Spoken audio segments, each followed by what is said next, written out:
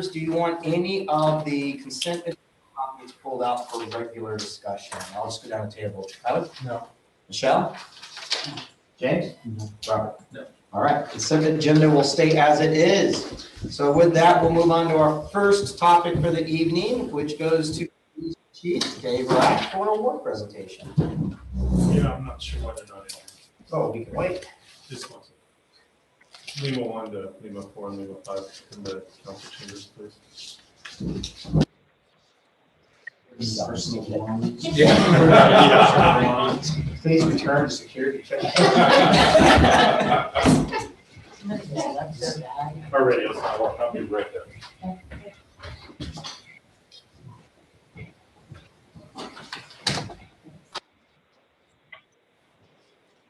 Marco's here. Okay. So when you want to come up in front of council? No, I know. So we have a couple awards tonight for actions. I believe I forwarded an email from a citizen who was thanking Officer Bentley. So you got a little gist of what happened. We had a radio. It was a fire call when it's out doing normal patrol. Here's it. Arrives on scene of somebody in cardiac arrest. Pulls her out of the car and starts CPR until medics arrived. They took over. They were actually able to get signs of life. She was transported to the hospital and medical care, and unfortunately she didn't make it. I didn't know the condition. It sounds like she was elderly, maybe had some underlying issues, but felt that that was it probably didn't rise to our life saving because unfortunately she didn't live. But we have I talked it over with Sergeant Anderson. We went through with the merit, probably merit award. So just want to read this. This merit award is presented to Officer Glenn Bentley of the Hubbard Police Department for his actions on March 15, 2021. While on patrol, Officer Bentley heard emergency response personnel dispatched to an unconscious and non-breathing female just outside the city limits.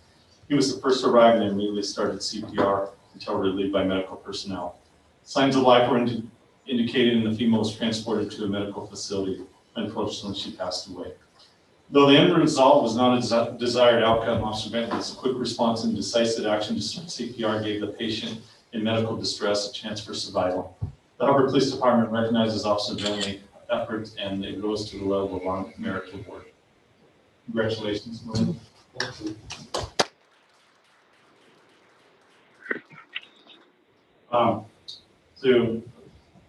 So it's probably hard to read wear on the vest, but they get the medal, goes around the neck in a formal setting, and then we also give them a bar that they place on the uniform. So I believe Lynn's already received at least one life saving award for the city. Anyway, congratulations, Glenn. Thank you so much. I appreciate that.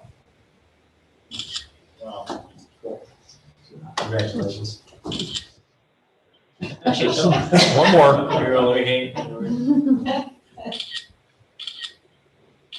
You got my good side, right? I got both your good sides. There's no good side is when my wife's with me. Thank you, Sergeant. Congratulations, Glenn. Oh, thank you. Okay, so the second award, and I have to follow sort of a little bit.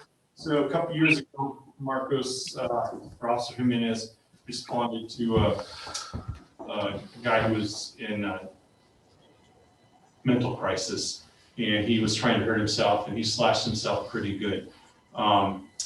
Marcos arrived on scene. I believe there's Marion County deputies right behind him. The guy had cut himself so severely on his wrist that Marcos stuck his hand inside to stop the bleeding. We didn't know about that until a couple months later, because I think I told you the last one. This also just don't talk about it. And then there was some confusion. I guess we normally do these awards at the end of the year, Christmas, and I didn't do it. That's my fault. I talked to Officer Jimenez. I said, hey man, we're about 2 years behind now. But and the reason that I remembered is because the same guy tried to hurt himself a couple months ago, and I was told that that's the one that Marco said. Sorry, Officer Jimenez. did life saving. And he applied a tourniquet and placed his hands in there to stop the bleeding. Probably saved that person's life. And hopefully he's getting the medical attention he needs. So despite it twice in my sleep. So the Life Saving Award is presented to Officer Marco Jimenez of the Hubbard Police Department for his actions on October 25th, 2018. Sorry, it's about. So Jimenez was dispatched along with several other law enforcement personnel from the Hubbard Police Department, the Woodbury Department, on a wanted subject inside a residence in Hubbard. Officer Jimenez was one of the first officers to arrive. He located the wanted subject inside the residence. The subject had hurt himself prior to officer's arrivals by cutting his wrist through major arteries. Officer Jimenez located the subject lying in a fetal position. There was a significant amount of blood pooling around his body. Officer Jimenez quickly applied a tourniquet to the subject's arm. Officer Jimenez further placed his hands inside the subject's wound to stop the bleeding until medics arrived. The subject was transported to a hospital. Because of Officer Jimenez's quick response and decisive action, the subject survived the event. The Hubbard Police Department thanks Officer Jimenez for taking his training seriously and for acting purposely and for serving like a true professional.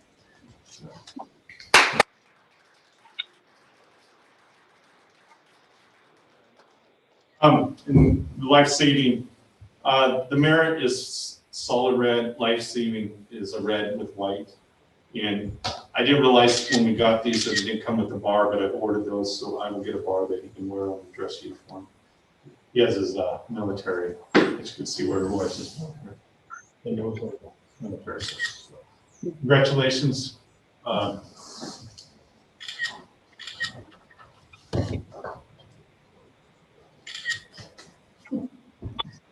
think that's it. Okay, great. I like you waited until he smiled. Right? You got I've only got so much memory.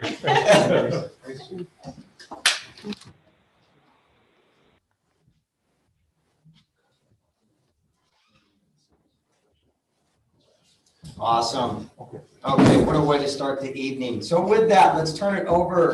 We have KG Lewis on line of view. Yes. Okay. For Republic Services, North Marion County update discussion. By the way, we all should have in front of us updated slides, different from the ones that were in the packet earlier. She will be walking through a PowerPoint presentation, so just let us know when you're ready to advance the slide and we will turn our pages. Okay, that sounds good. Vicky, do you want me to share my screen with you now, or would you like me just to walk council through the packet? You can go ahead and share the screen, and that way those that are on Zoom can see what you're looking at, and it will also be recorded. Oh, okay. I think you have to make me a presenter or something like that within Zoom. Actually, I had asked if I wanted to allow sharing of the screen for all participants, and I did do that. Are you unable? Oh, I see it now. Sorry. Oh That's my okay. gosh, this brave new world that we are in right now. I apologize, council.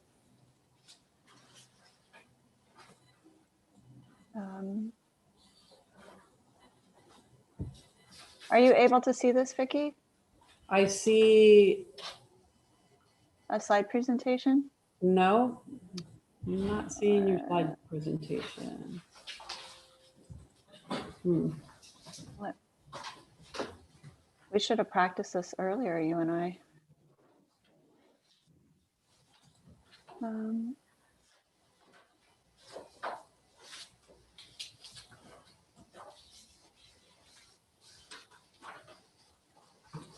Oh, okay. Thank you, Will. There you go. Okay, perfect. All right. Sorry about that, council. Good evening. It's good to be with you, Mayor and council. I want to let you know that my intention is for us to visit with you annually with an update on what's going on in the wider world and what's going on locally. The last time we saw you was in the fall of 2019, which was ages and ages and ages and ages ago, it feels like. First, I'd just like to give an overview of what's been hopefully an anomalous year. Well, if you can go to slide 2, page 2. Council, this page is an overview of COVID's impact on the industry and a national zoom out on recycling markets. In the fall of 2019, I presented to your council the impact of China National Sword on recycling markets. And I wish I could say now that recycling markets have totally stabilized globally, but that's just not the case. And as you can see, National Sword, it's a permanent structural market change, and the pandemic places additional pressure on industry, on our industry, as it has on just about every industry. If you turn to page 3, I wanted to provide an overview of legislation that we are tracking. The most significant bill that we're tracking is SB 582, which just today, just this afternoon, moved out of committee to the Ways and Means Committee with -9 amendments.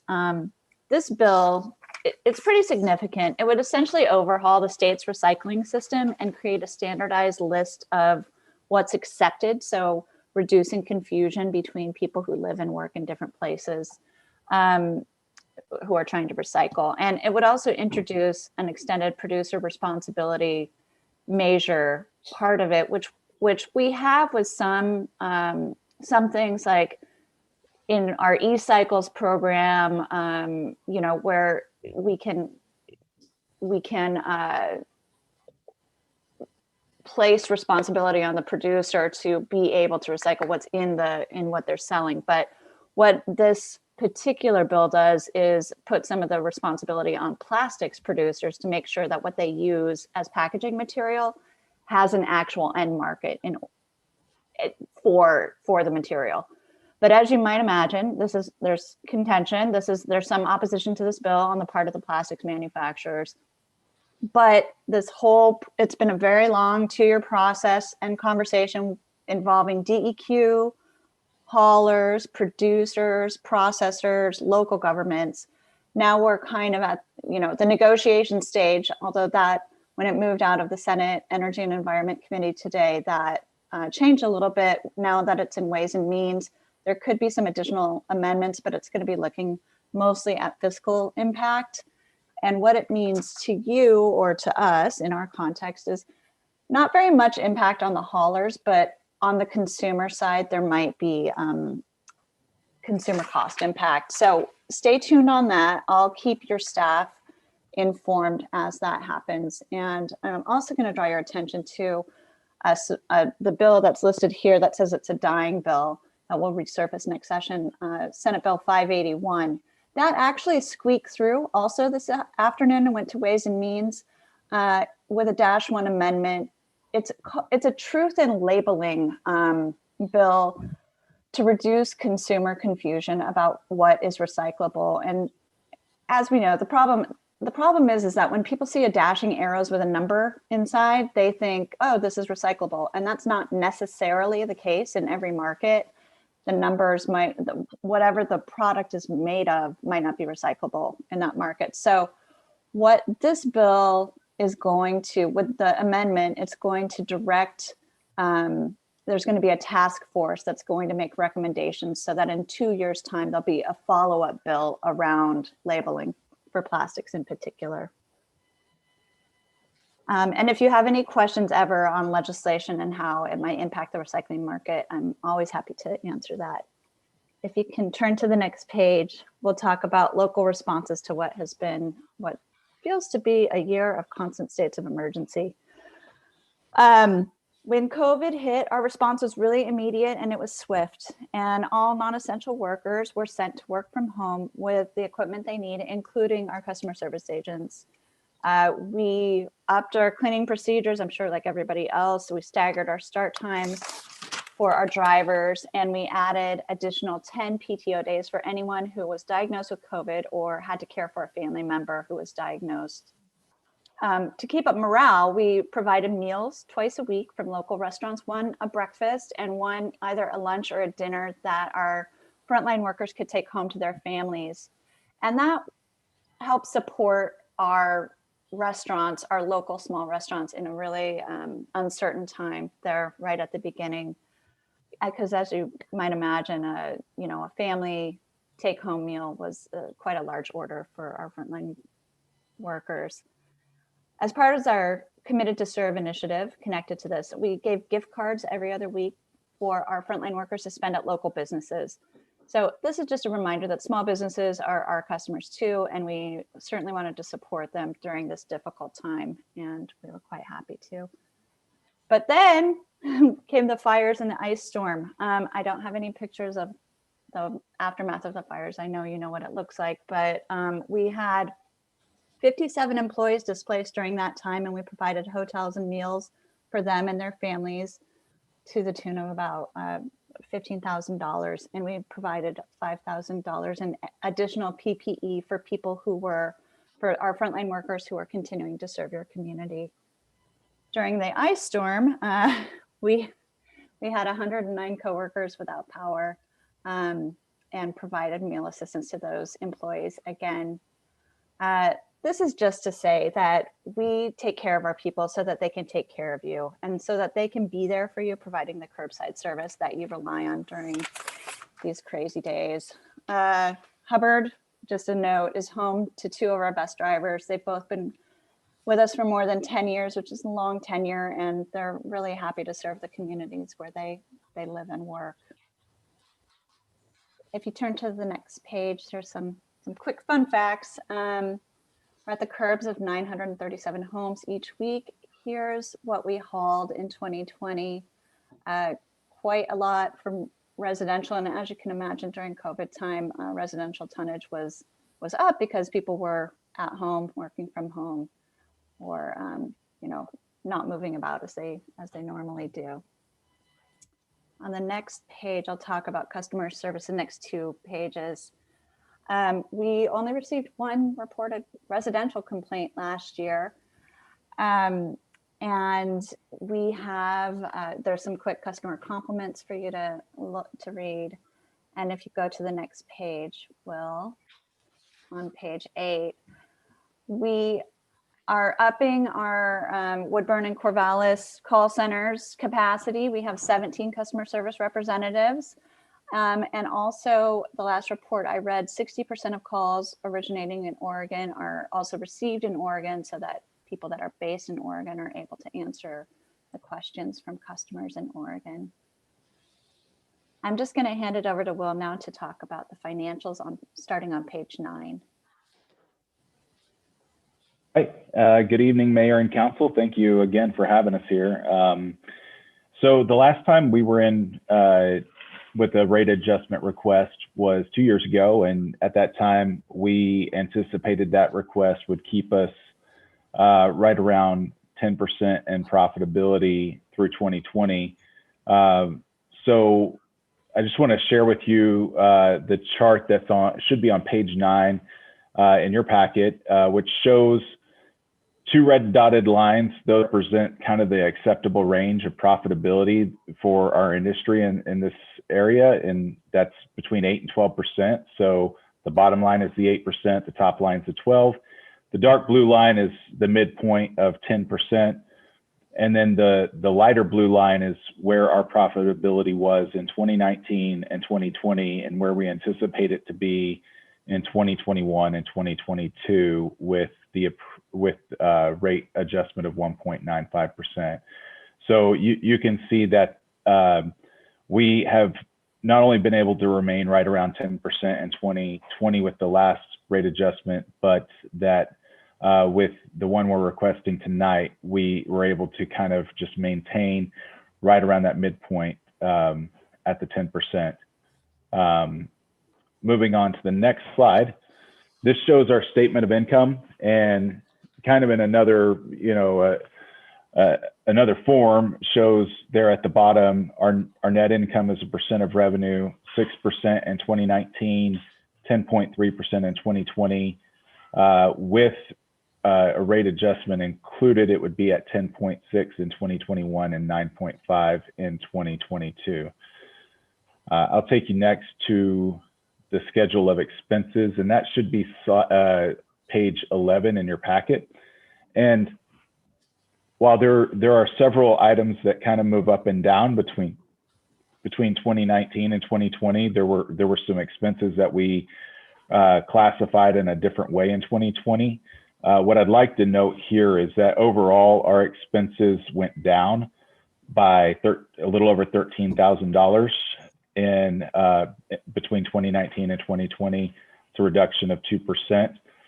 That happened while disposal and recycling, and KJ mentioned this earlier, a lot more residents at home during COVID time, work from home, and so that drove our residential disposal weights up. So our disposal expense actually went up 3.7%, but overall our expenses went down. So we managed our expenses elsewhere to cover for that.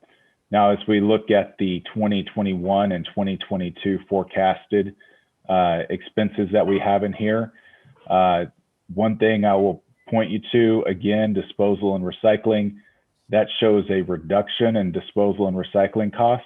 And we have that in there because we anticipate this year, and we've already seen trends of it, that those residential weights would come back down a little bit. And so we're reflecting that in our forecast.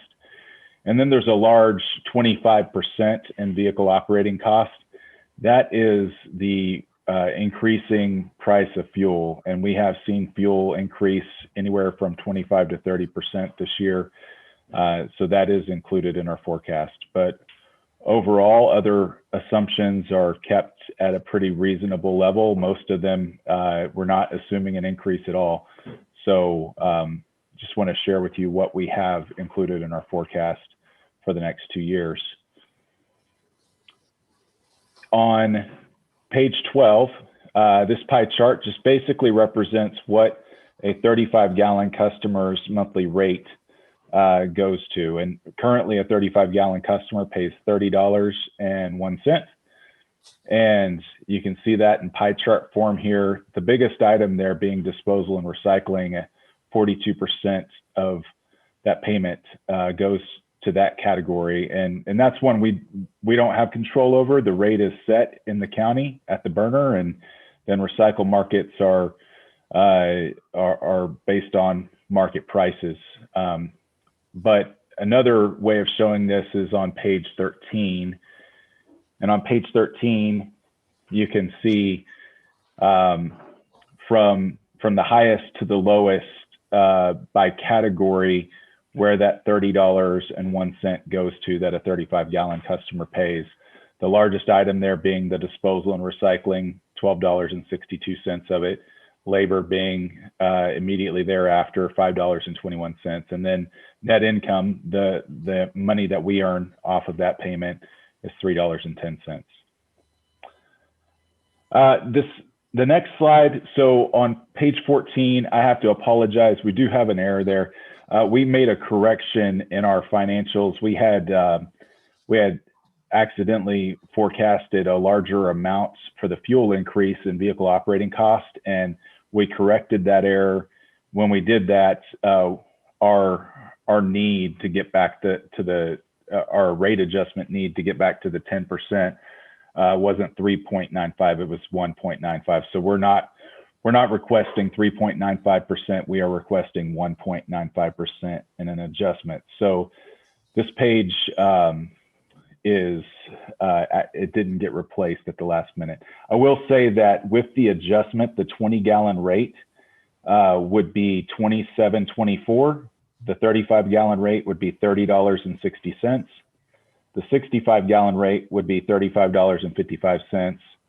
The 90-gallon rate would be $40.40.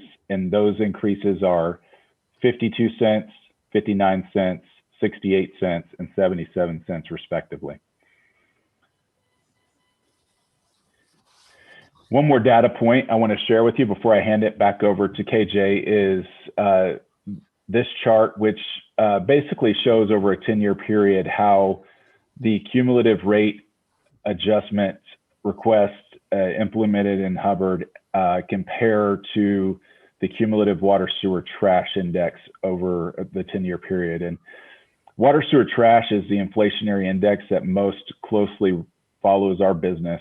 And you can see that over 10 years time, that accumulates to 38.2%, and in the red dotted line. And then in the blue line, Hubbard rate adjustments over that same time period equate to 33.7%.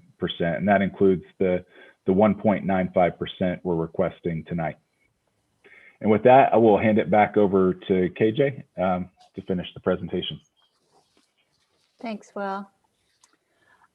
This next page, on page 16, just shows our company's sustainability goals and our deep commitment to climate leadership. The one thing I'd like to point out is on the far right around charitable giving. And as you know, we do give at the local level. We sponsor events like the Hop Fest when we are able to have events. We also have a national foundation that focuses on community revitalization. So the focus for our national foundation is around things like community gardens, Main Street cleanups, Habitat for Humanity projects, those sorts of things. And so the reason I wanted to draw your attention to that line is that if you do have a project, either as a city or if there's a community group that has a project, it's always worth having a conversation with us to see what's going on and what the possibilities are. And on the next page, 17, this is a list, well, a sampling, if you will, of some of the awards that our company won last year, including World's Most Ethical Companies, 100 Best Corporate Citizens, and Best Employers for Women. In summary, I just want to thank you, City of Hubbard, for being such a great partner. Tonight, we're asking council for two things. We're asking council to direct staff to draft a resolution for rate adjustment of 1.95%.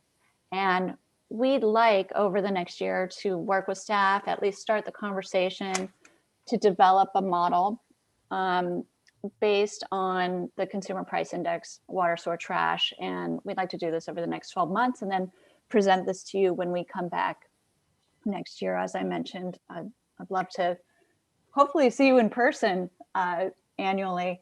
But I want to thank you very much and let you know that we're ready for questions.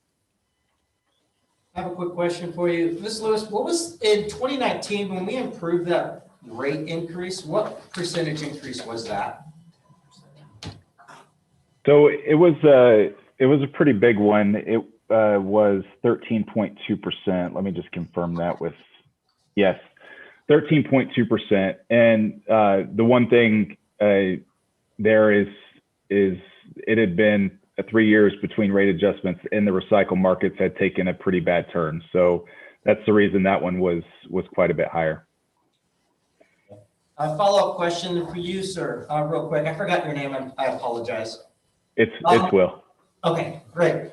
Who sets your APR, your acceptable rate for return? So it's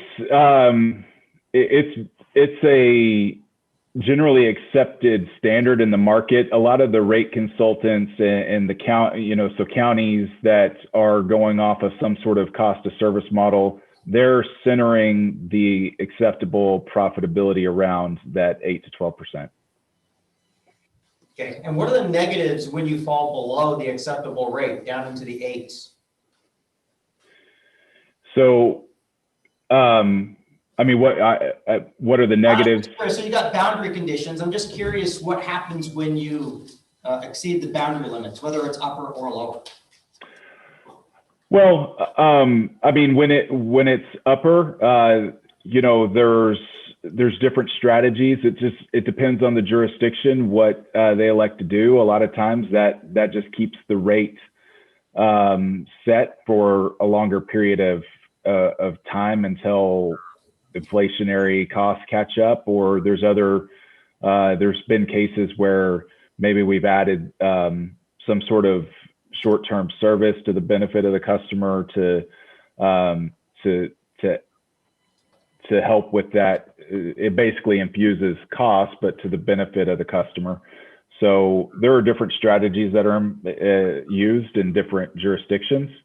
When it goes below, really are, we are always looking at ways to be efficient and make sure that we're in a healthy place on cost.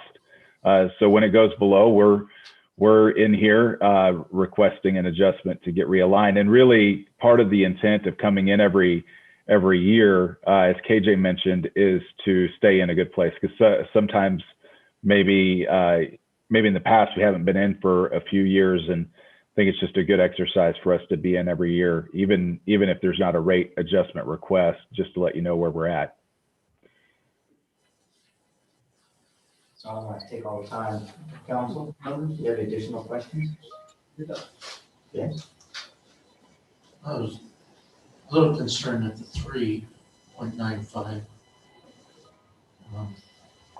But they said it was a mistake, right?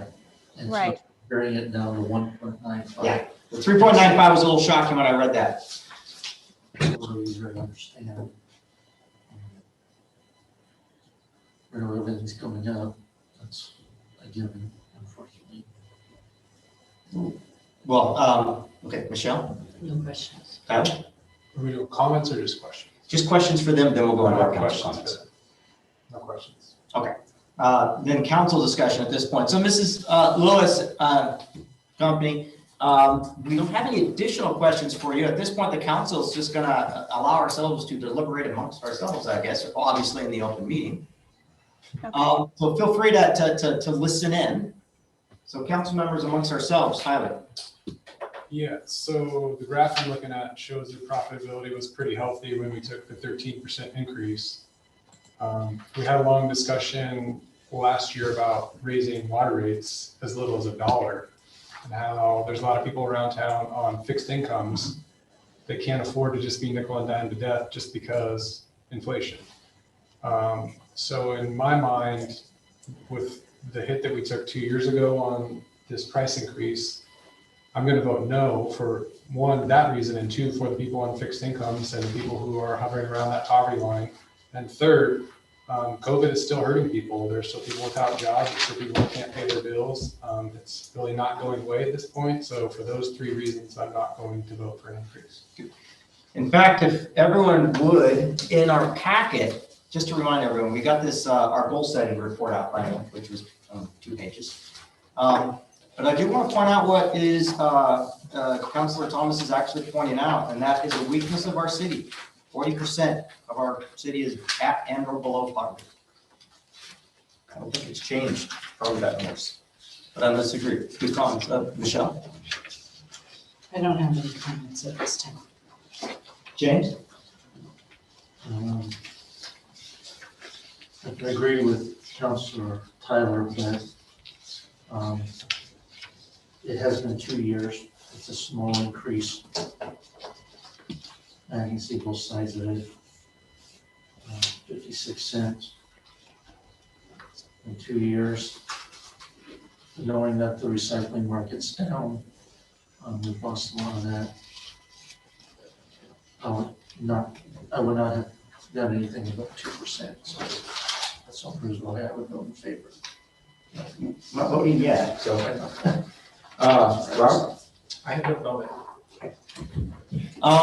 So the two comments I have is, I do agree with what Tyler's saying. My biggest concern is when we did approve the last one, the 13.2% jump in 19, that was a hard hit. That was about almost $5 every billing cycle, almost.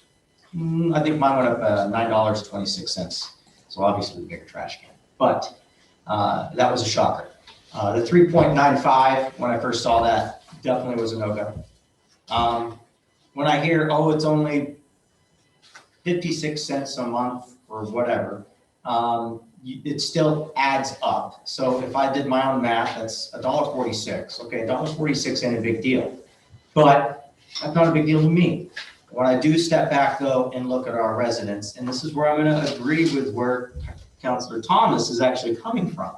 It's the sewer rates, it's the water rates, it's the gas, it's our insurance premiums, it's left and right. Everything is going up. And the average person out there, especially if they're on a fixed income, does not get an automatic adjustment or a COLA every year. And if they do, sure as heck ain't 1 or even 2%.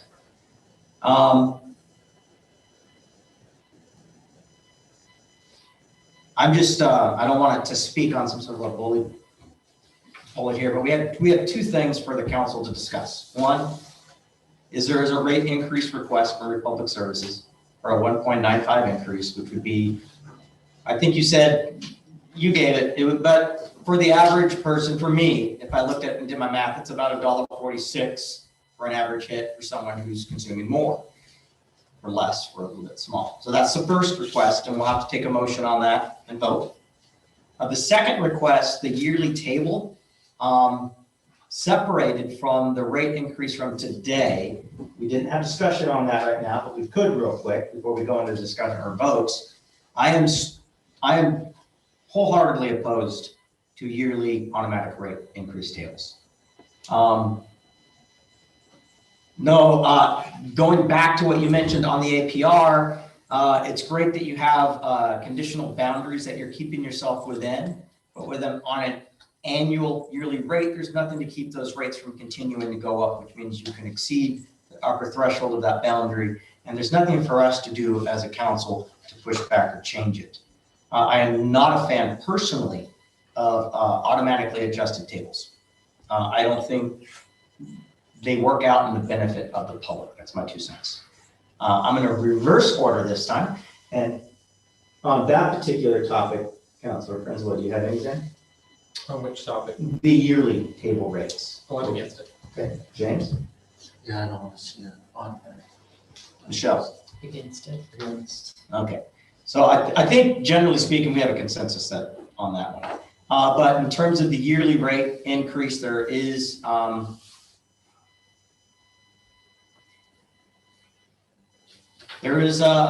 request for that. So with that, I'm going to go ahead and throw this on the floor for a vote, and that is I make a motion to approve Republic Services rate request of 1.95%. I second that. Okay, James is a second. All those in favor say aye. Aye. All those opposed say no. No. Okay, that's 2 to 3. That 2 would be Robert, yes, and Tyler, and I completely can respect those votes. As for Mrs. Lewis, as for the yearly table, there is consensus on the council. I'm not sure if you could hear it very well, but this council, at least as it sits today, is not interested in pursuing that. Okay, thank you, Mayor. You're welcome. Is there any other questions or input you can provide or you would like us to provide? Mrs. Lewis? Are you talking to me? Yes, yes. Because usually you would be here in person so we could actually see you. I know, it's really confusing. I Well- do want to just do one shout out, and I do appreciate the efforts Republic Services has done through the ice storm, through the debris removals, being partners with us on the city cleanup days. Those are very helpful for many. And at least as Mayor, I would like to at least give you guys a shout out and appreciation on that. I do appreciate that. Thank you, Mayor. I think I just want to remind council that the last time that we came before you, it was a shocker. I'm not going to disagree with you, Mayor, on that, but it had been a lot of time had stretched from the previous time that we had made a rate adjustment, and the recycling market had crashed in the middle of that in 2018. So I understand that was a hit, and that is part of my intention of wanting to come every year, show you where we're at, you know, and not necessarily even ask for an adjustment if it's not warranted, but just to be able to update you on all of the various parts of the market, what's happening at the statewide level, and, you know, any other assistance that I can provide. I think it's great. Actually, I appreciate the yearly update. It would have been nice. I think last year would have been good to have. But I do know you guys have been going through some staffing changes and so forth. So we do appreciate you dialing in this evening, and we hope to see you in person the next year. Thank you, Mayor. In fact, your new operations manager is listening in on this call. Josh Harvey is his name, and I will be reaching out to the city and to you to try to set up, you know, appropriately distanced meetup when we can do so. Okay, we have one question for Counselor Irish. Okay. On that Senate Bill 582 that you said moved through, if that passes, would that make Oregon a standalone, or is there other states involved in that? In looking at doing this producer responsibility type of thing, Yeah. we would be we would be part of the vanguard, but a similar bill has passed in British Columbia. There are other states that are looking to do this, but they're also looking to us to see what happens. From what I hear from our lobbying team, you know, it's a sort of, we'll see, it might be a longer conversation, but now that it's moved to Ways and Means, there's a little more certainty that something will happen. So it'd be like our bottle bill where it's only Oregon right now? Yeah, I believe in this form, we would be the innovators. Thank you very much. Yes, absolutely. I just would like to clarify that motion.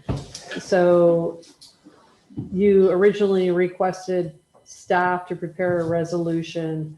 So I'm assuming the motion was for the 1.9% for staff to prepare the resolution to come back to the next meeting for approval. Is that correct? That'd be correct. Thank you. Okay, move on to the next discussion, discuss City Hall. So Chief Rash. Okay, so on March 17th, conversation with Vicky, and the generator here was not working at full capacity. It was explained to me that it was needs to be updated. It's needed to be updated for years. I had Mike prepare some stats here because I don't understand all this electrical stuff. But the ability to power our current generator is 12.0, and that's kilowatts. Kilowatt. And yeah, 12,000 kilowatts. 12,000 watts. So, but it needed to make the city operate during an emergency is 21.5. So ask Mike, can you get a price on it and he did that on an ability to power 25 kilowatts, which would be smart to do because we could increase the power here. I don't know how all that works either. So moving back to when Officer Thurman left us, he left us after 19 months. So we, by law, could send an invoice to Lake Oswego, and they sent us $25,000. I didn't really have anything on the police side. It went into general fund because it was actually off, not this year's budget, but last year's budget. It's just kind of been sitting there. And I don't think the city's going to have that chunk of money. It won't touch the budget this year, it won't touch the budget next year. We already have projects that we're trying to get through at Public Works. Police Department, I talked to Sergeant Anderson, we've been well taken care of in the last 2 years. We just can't think of anything, big ticket items that we can take out of our own budget. So this is our emergency operations center. If the ice storm got worse, we may have had to open this up, right, if we declared an emergency. And it could be that city employees and you being part of the EOC could be here for long hours. I just think it's a good move for the city to upgrade the generator at this time. And it would take about half that money, $13,000 to do. Is there any grants available for this? Especially since the police station's here, City Hall's here, et cetera. Haven't seen any at this point. Doesn't mean that there's not gonna have some come down the pike later, but if I'm mistaken. There's a possibility, so we applied for the Spear grant for the generator that we got over at the Wellmaker, or at the Chevy shop, so the water tower. That there's a potential that on the next round for that, which wouldn't be the right way, that would be probably the 2022. And there's never a guarantee that those are gonna come back out and that those are gonna be the things that they're gonna potentially fund. But other than that, I don't know of any that are existing right now for grants specifically for those types of things. When was the current generator installed here? I believe it went in around 2000. So it's 21 years old. Yeah. The 21 kilowatts needed, does that include things like the server, our computer systems? Okay, the way it works now with the 12,000 that you've got, or the 12, is either you can power computers and lights, or you can have heat and hot water. But you can't have both. The way it's working now to keep the lights on and the computer servers running, you have to physically shut the breakers off for the hot water heater and the furnace. Yeah. So with the 21, what I'm saying though is a new generator. Would New it power generator all will- service, all emergency systems? Yes, with a little bit of leftover for just in case. Okay, from Councilor Aldridge. Cranslow? Questions? Questions? No? Sean? No questions. Evan? How many times have we used the current generator? Not very often, to be completely honest with you. It comes on and runs periodically. Maybe once a year we'll lose power for several hours at a time. By rights, this last storm was the worst that we have seen since I've been here, since '93. But we always have that possibility of it happening again. So one thing, and I think because we are a police department, we have to have a generator, but I also think because it's an EOC, it has to have a generator, but I'm not positive about that. So, I would imagine that's true. yeah, coming from my old agency, I know we upgraded our, and of course they have bigger generators, because a lot bigger building, and it had to be upgraded because it was 20 years old. So I didn't know this. I forgot to ask him that. I didn't know it was that old. So, That's what I remember. It may have been, a few years after that, but I'm thinking right around 2000. What's life expectancy for a generator? 10 years, I'm thinking. I don't know. Far left question for you, like how can you prep for if that? I remember right, because I was emergency manager at the city of Milwaukee, I thought they were 20 years, but, or maybe Milwaukee's, because we had just hit the 20-year mark at that building in 2013. And shortly after that, we had to upgrade on the generators because they were outdated. So the good news is we got the recouped costs from our lost deputy, our police officer. Yeah. Glad we got recouped. Sorry we lost him. That being the case, would we have not taken those funds though, immediately put it back towards Officer White as he's going through his training and so forth now? Well, it's already budgeted. I mean, Officer Thoman's salary came out in 1920 because it was during his training period. And then, so the money went back to general fund, and it's city money, right? It's not police department money, it's city money. So it's a chunk of money, and we presented something else that we can fix two things that need to be fixed, and it doesn't touch contingency, it doesn't touch budget this year, won't touch budget next year. So, and I think we'll have like 3,000, well, if we go with both things, to roll over into the next budget cycle for whatever for the city. Okay, so we got two requests in front of us, right? We have one for the server and then one for the server and one for this generator. So what about the server? So, talking to Vicky, I don't know, my computer was moving slow or not, but, on the city hall side, the computers were freezing up, slowed down. They first thought it was the server, but it turned out to be, Vicky could probably explain that part. But they told us that our warranty is out on the server. So if something does majorly go wrong, the city's gonna have to shell out, I don't know, bucks to have it fixed or upgrade. They recommend that we upgrade our server sooner than later.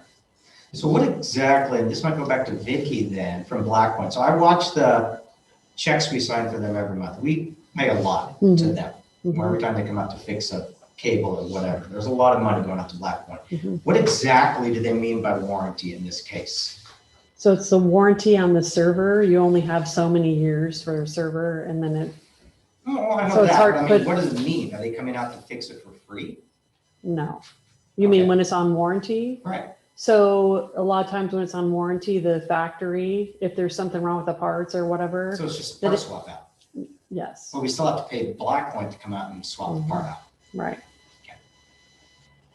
So, and you see a lot, Blackpoint, what you're seeing is the backup licensing for Microsoft, plus hours as well for them to come out.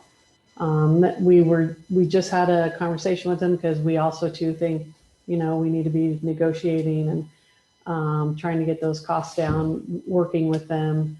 And we're still in conversations with them, and we talked maybe even in the future, we may look at other companies for service. Are we under contract with them?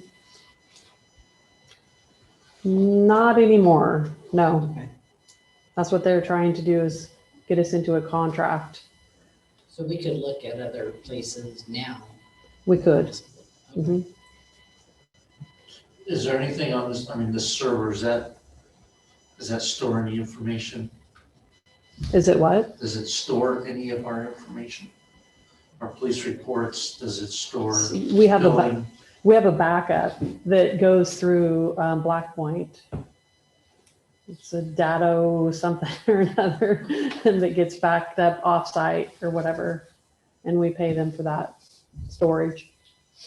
And so the last check I remember signing for them, it was for the backup and it's charged for, so And- it is Mhm. backed up. Mm-hmm. And I believe on the law enforcement side, according to CJIS, so the Criminal Justice Information System, we have to have backups for CJIS rules, yeah. Does this server have data storage on it? Or is the server just the go-between data storage and computers? Well, it has storage on it, but everything is backed up, and most of our software that we have is cloud-based. Okay. So the biggest thing that's on it is Laserfish, and then our local stuff that is on our, like you would keep on your hard drive or whatever, your C drive. But most of our financial software, that's all out in the cloud and whatnot. So what happened when we were during the move, there was a part that got broke or something malfunctioned. And because it's out of warranty, he was having a hard time finding the part. And so what he told me that he was concerned about was if it does go down, it's going to take a while to find the parts for it because it's not on warranty.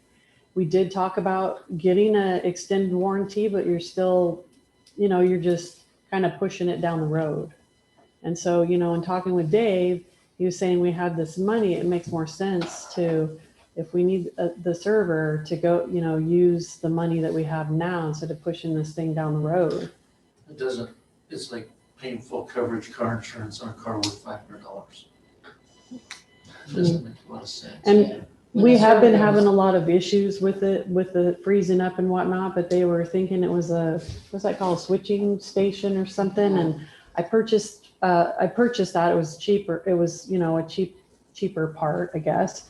And they haven't been able to come out and install it since the purchase. So that's going to be happening soon. I mean, we've just been having little things here and there, and it's, it's citywide. So there might be parts of that because the server's old that we're having, some of these issues as well. So, I'm sorry. I was gonna say, when the server goes down, Nothing works. nothing works. Right. Your systems are toast. So when Vicky first, she didn't say anything about this money. She said, we need to figure this in each of our budgets. And I'm like, well, we got this money sitting there that I don't know what it's earmarked for. So that's when I brought it to the departments and said, we need a smart move to use this money because we may not have that opportunity again. So. And IT is such a big deal. I would assume there's quite a few companies out there might be able to get a better bang for our buck. With doing a little bit of homework on it, put a background on it. I don't have a problem paying for a new server, and if this is the time we need to do it, this is the time again we need to fully encompass all that, again, for future needs, making sure it can handle police reports, all that backup, our financial backup. Make sure it does what it's supposed to. It's the latest, it's the greatest. And if Black Point isn't the one, I mean, to take us into the next level, then maybe we should, or if we can tag on to somebody else who, that we work with, maybe another agency or whatever. I mean, do they work with other cities or is it Mhm. different companies or? Black Point, yeah, they do work with other cities, and what they do is when they go and get parts or whatnot, they do send us a quote, and they shop around before they purchase whatever it is, and they send us the quote, and we can do our own research, which we have in the past. Melinda has done that, and I've done that on items. So basically, we would be buying the server through them or whatever. But in the future, as far as their service, their hourly rate or whatever, that's what we've been negotiating with them, and potentially, that's something that we would want to perhaps see what else is out there for hourly service. As a counselor, that's what I want to hear. So the cost of the new server is $9,000. Does that include installation, setup, et cetera? That was what he provided to us, the quote, yes. I could definitely see a need to upgrade the generator. It's expensive, but this is an emergency center. Police department's here. It makes no sense if we're trying to depend on a 20-year-old thing, even though everything should be a little bit more power efficient these days. The server, I'm a lot more hesitant on, and I'll tell you why. $9,000 is a lot for a server, period. In today's day and age, $9,000 is a lot of money for a server. $1,000 is a lot of money for a laptop, and I think we spent quite a lot last time they came out to provide a laptop, for a new laptop, the service and set it up. I would definitely, at least my opinion, would like to see another quote or another options on what type of services the server is going to provide. Do we need a full-fledged server? Most things, as you said, is cloud-based at this point. Are we just looking for something that maybe Black Point, maybe we can get them to come out and let us know exactly what they plan to do with the server. I would like to know exactly what do we need the server for exactly? If everything is moving to cloud-based at this point, if we're not keeping anything on the server, are we just using it to route traffic? Well, that's where a lot of the switch box comes in. That's a network switch box that you're talking about. Mhm. It's basically taking it and letting us know which computer system this is going to go to. Those do go bad all the time. Sometimes heck, if you've got way broadband, you have to reboot your modem half the time anyways. Same type of thing. I am not yet in favor for this. I would like to know more about what their overall concern is. Is it a motherboard that they can't swap out on? Is it a hard drive? Is it memory? I would like to know a little bit more on the server besides just we need to swap it out. That's me coming from a technical background. I lived in the technical world. Just telling me something's out of warranty means nothing to me. Because the warranty covers very little on parts and services. It doesn't cover anything in terms of services. What I would like to know though is what is his concern on it? Is it the motherboard going bad? Is it the memory going bad? That stuff might not be able to get replaced. I don't know. I'd also like to understand from Black Point, if they were to install it, what's the installation cost? And do we have to upgrade any licenses that go with it? That was Yeah, because you might get the server, but then you also have to get, is it a new one of those 2022 server license? Can you use the old server license? Does that include the server license? We don't know.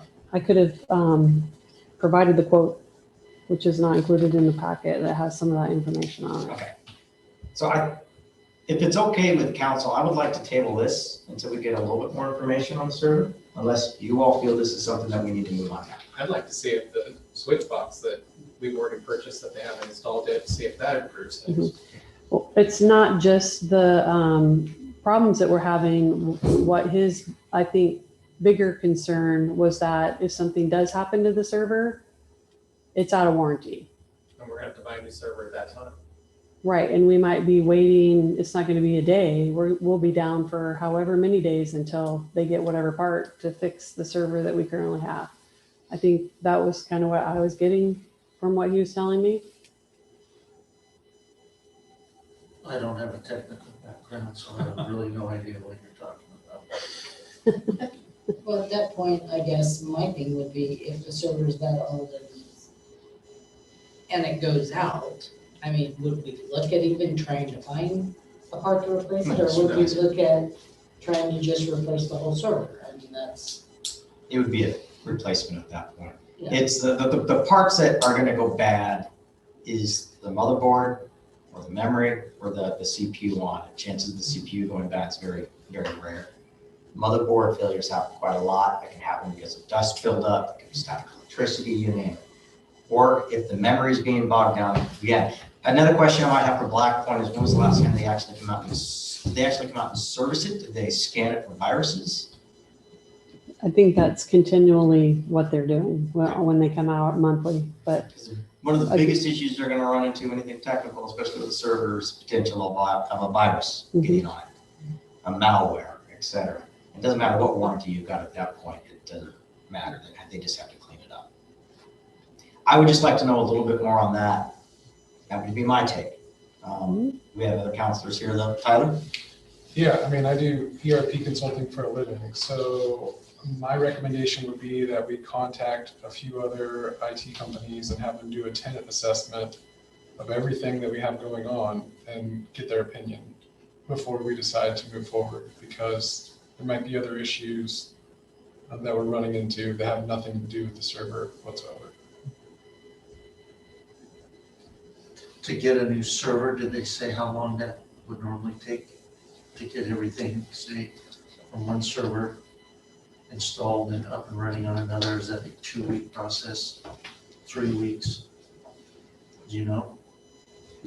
No, it seemed like, yeah, it seemed like last time they did it, it was within the 4 hours that they normally come out here. It's almost a buy a new phone nowadays. I mean, heck, you can just set them next to each other. But Tyler's spot on as well, and that is having a broader assessment of the environment as well. Buying a new server sounds great, but it could also be that we could find ourselves in compatibility with printers, with anything else. Who knows what else we could be on. It'd be a great idea to get at least an assessment. I do agree with Tyler on that one for sure. Because you could start with 9,000 here, and then maybe another $1,200, $1,500 for installation services. Maybe they're out here for a day. I don't know. I would just like a little bit more if we can. But hold on, Michelle. I think came in and giving the other information which I have. Okay. If we can wait another month, then I'm in favor of waiting another month to get the information. I agree. I'm in no hurry to buy a server. But let's go back to the generator. I hope to goodness we don't find ourselves in another crisis where we need it. But as we saw, the server or the generator is definitely paid off in terms of the ones at the pumping station. And we're lucky we didn't have a bigger issue here. On the 20-year-old generator is not just generally great, but with that, let's go through. Robert, do you have any questions on the generator? No. Okay. James, do you have any questions on the generator? We have another use for this truck one we have. Unfortunately, it's too small to run anything else that we've got. It'd be great for somebody's house. So just send me the instructions. Yeah. I have no other questions. Okay, Michelle? Sorry, I just faded. I just want to make sure everyone has the opportunity to have their comments in. So, I actually, would it be a diesel? No, it'd be, I'm looking at a dual fuel, which would be natural gas and or propane. And the thought with the dual fuel, if we get into a situation such as an earthquake, the building survives, we can roll a propane tank up, hook it up in an hour or so, and we're back in business. So I got a question. So would it be wise to keep this one somewhere if we do go with another generator? It's always nice to have a backup, but there again, it being a natural gas, or I don't know if that can be, I'd have to do some more research. I don't know if that's a dual fuel. It is a natural gas.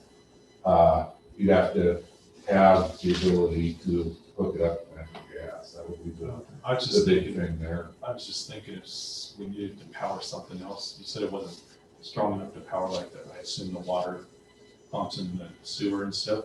But how about people's houses? Yeah, most definitely, if, What's that? when we take it out, I'll take it over to the shop, look over it and see if it's, a dual fuel. If we can hook it up to a propane tank, then we can run it out, for emergency, situations, but it's a single phase, which means you can't run it in an industrial office. It's just a household type generator. Would the new one be dual phase by chance?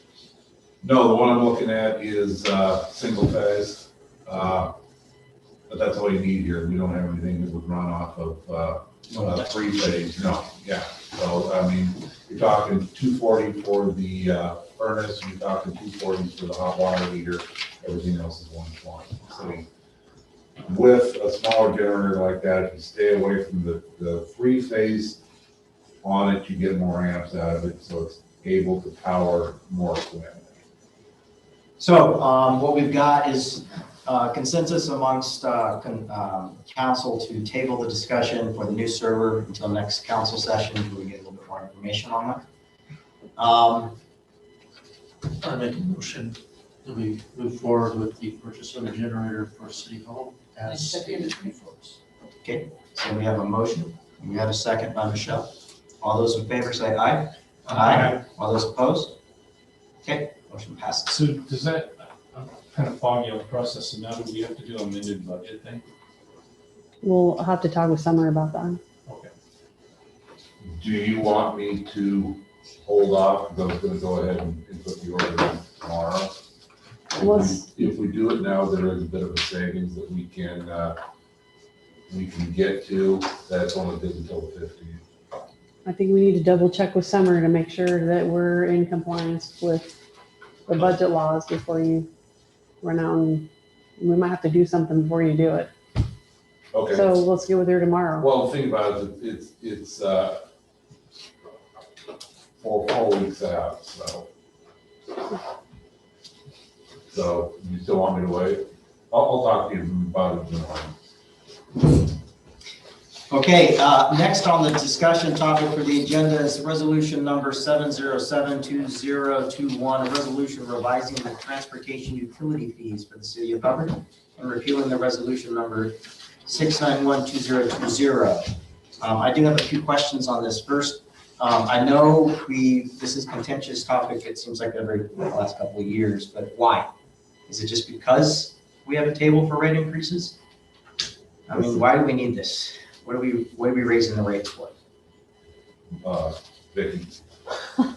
She's like, but you got, I need to. She's got a little bit better handle on this I than don't know. I do. I don't know about that. It's just, this is housekeeping. It's been done every year. It goes with the ENR cost index, which is the same with the system development charges. There's an ordinance that was passed, and the increase was said that it would go by the cost index, the ENR cost index.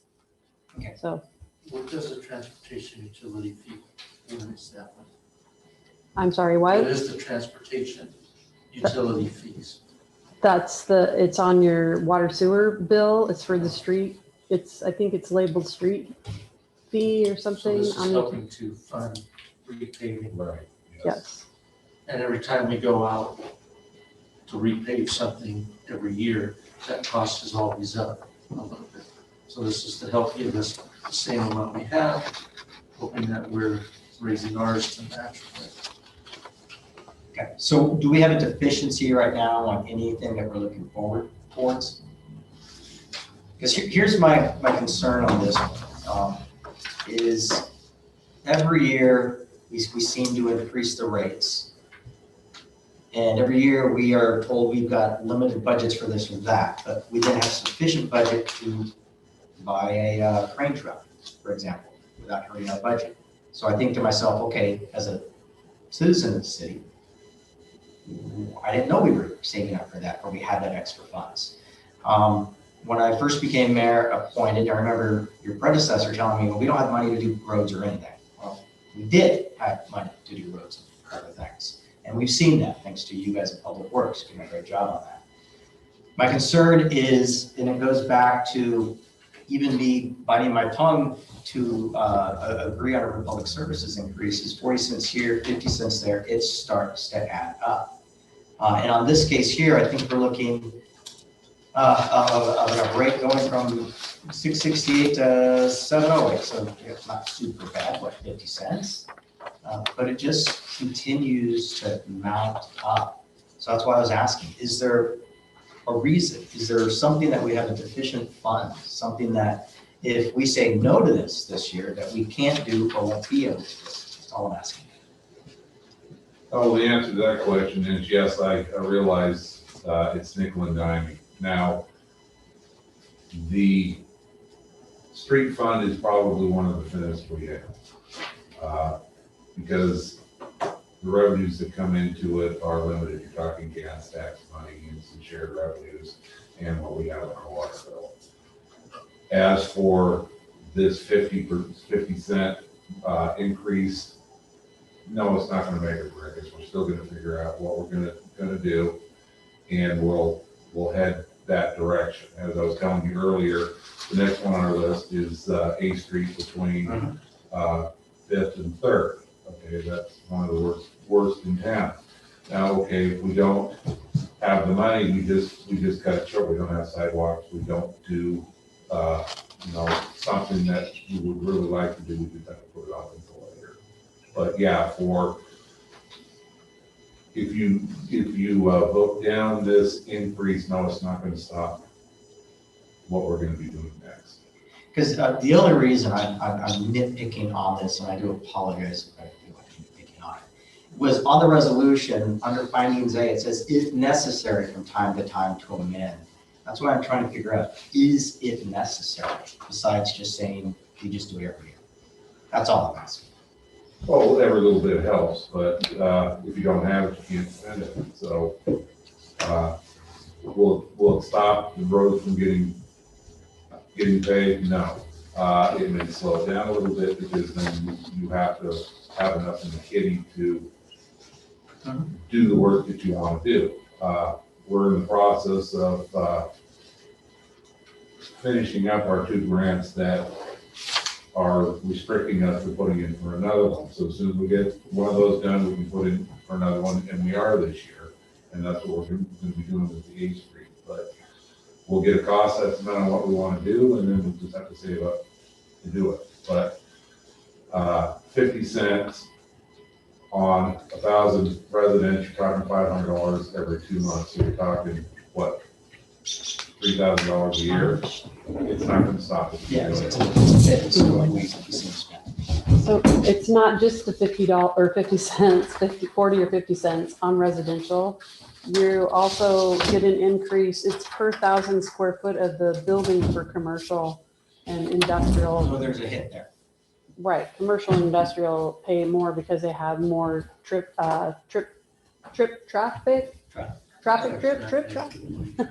So Can we do some and not all? can you what? Do some and not all?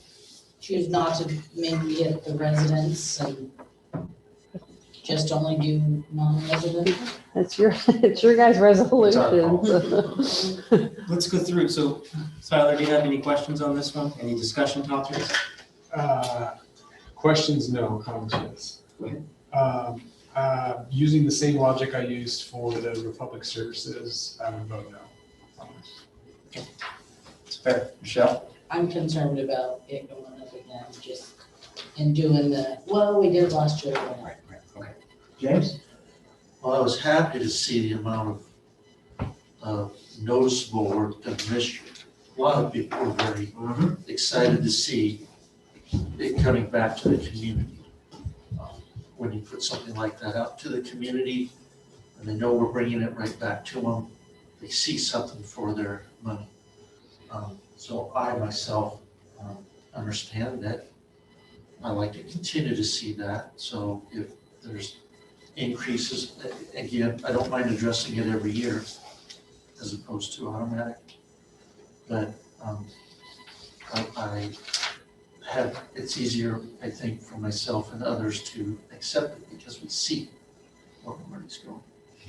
And it has been great over the last few years being able to see that money being pushed back. Robert? Nope, got nothing. Okay, so there is on the table, this resolution, can we get a motion? I make the motion to adopt resolution 7072021 for this year. Second? Well, I'll second the motion so we can bring it to vote. All those in favor say aye. Aye. All those opposed say no. No. No. 4-1. Although I can understand the need, it just takes the nickel and back. I'm gonna close this window. Is that- That one's open too? I think so. I thought it was just bad windows, by the way. Well, yeah, But I walked by that one earlier, I'm like, Oh, I bet so. okay, the next one, resolution number 7082021, a resolution authorizing an annual adjustment of system development charges, amending resolution number 5332012, and repealing resolution number 6872020. I have no comments on this one. But went around the table. Everybody- These are Shall- buildings. Okay. These affect building costs when they come in, their system development charges. So it doesn't, it affects who? New The construction. builders. New construction New construction. and remodels, And some anything that remodels. has to do with building permit Hmm, or, It you know, depends on what is being. mostly hookups, water hookups, sewer hookups. Yeah, new, On and the SDCs too, I know that we're talking about in the future about doing some pretty major significant improvements to water and sewer. And SDCs are part of what help pay for some of those improvements to take place. Okay. So one way or the other, the public is gonna probably have to make up the difference, but SDCs can kind of help balance it out a little bit and have the businesses or development pay a fair share. So those SDE charges were the ones that allowed us to get a lot of stuff done actually from the Coleman Estates. The money Right, that came in from that. What the SDCs are looking at is they take a proposed development and they say, okay, this is what that development is going to put in the way of stress onto the system. So you charge them that, you put it in the bank, and the law says, okay, you can only use it for certain things, which is usually infrastructure type of events. So when we're looking at upgrading the wastewater plant, upgrading the water plant, building new roads, that sort of thing, you can use money for the SDCs. It's usually a pot of money that a municipality has to reduce the hit of having to finance the whole thing. So it's just on the new developments in town, and there is some that is charged for major remodeling, such as if you want to upsize your water meter, there's some SDCs involved with that and that sort of thing. But it's, yeah, new developments, and it's a cost of what stress they put on the existing systems. Are we looking at any new developments in the next years? I've had a lot of inquiry on that property outside, the large piece. There's been several inquiries lately, but I don't have any application. It might take a year just to process the application and then another year before they start building. And would they start accumulating or having to pay any of these fees? No, these get paid when they come in to pick up their permit to go build. Okay.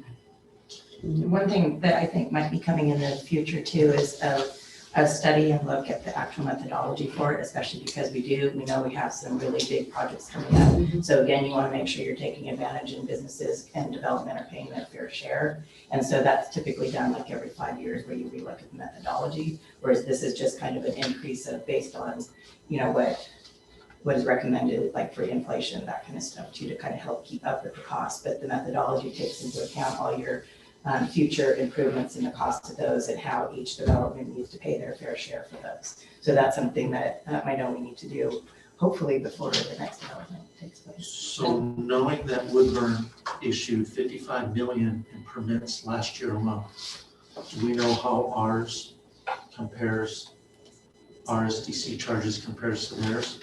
Or the fact that Jervis also is booming at the seams out there off of 7th, how ours compares to other cities of comparable? I don't know specifically, but I do know that a little bit of that is not really comparing apples to apples, because every city has different expenses for what kind of systems they have. There's lots of different types of, water systems, lots of different types of wastewater systems, so their actual expenses for the improvements and growth could be very different. But unfortunately, yes, I don't know exactly how they compare specifically. Because that is supposed to help offset, so we don't build a 100-home community and then turn around and tell the citizens, thanks for letting us build it. Now you're gonna help pay and you're gonna help pay. Right, and you're instead of this. the citizens never. That asked makes for it. more sense, and I appreciate you guys explaining it more. This is directly related to new construction Yes. or significant remodeling. I don't know who's actually putting new pipe to their houses. Then I'm more likely to say yes to this. I just wanna make sure, is this enough? Well, that's what I'm thinking, that we do need to make a commitment to do that methodology study to make sure it is gonna be enough. And especially as, right now, we've got the master plan, so we know kind of what the water, but we're still working on the wastewater master plan, as directed by council to These do. folks So things once have that's changed. done, we'll know what is the estimated cost of these improvements that need to happen. And then at that point, you have the methodology step in and make sure that everything is. Can we vote on this contingent upon knowing that? Or do we wait for something like that? So My So we're not recommendation doing- would be to approve this now. And then as we get the master plan for the sewer done, be ready to jump in, have an engineer ready to, contracted and ready to then look at the methodology for all of the SDCs for, water, sewer, but also streets and parks. For the next fiscal year. Right, well, and assumption actually is year to it's year out. 5 year, 5 to 7 years of the methodology for So SDCs. when they did the methodology back then, they determined what the fees were gonna be, and then they built in this, to keep up with the building costs. That's what this is. And so that's what we've been doing every year based on what was calculated back then for everything. But due to inflation and cost, that may not have kept up, and I'm almost pretty sure our SDCs have not kept up with everything else. I like the recommendation. Robert, do you have any questions or comments on this? Just that we need to make sure that we do the methodology update so that we're not falling behind, because we don't want to have to all of a sudden come up and say, oh, guess what? We approved this small percentage, but now we have to do 10% more. You bet. So, yes, very important. Okay, so on the table right now is this resolution. Do we have a motion? I make a motion that we approve resolution number 708-2021. I second it. All those in favor say aye. Aye. All those opposed say nay. Okay, motion carries. Or should I say resolution carries, or motion carries for the resolution. Okay, thank you all for the great discussion on those. Let's move on. Mayor or council presentations. The first one is the goal setting review. And it's only a few pages. When I heard we got the report in, I was excited, right? This is like 3 pages. So anyhow, I'm not sure if you guys had a chance to look at this, but when we had the goal setting session, I wanted to highlight a few things. If you turn to page 2, when we met, we had a few things that we were looking at, something that needs to be done. And I want to point out things that have completed since then. The City Hall revitalization, the G Street revitalization, the 5th Street paving and sidewalks, all done. So setting out goals, and although those were already moving ahead, and we did this I think about a year ago, maybe a little over a year ago, but they're done, improvements going back into the community.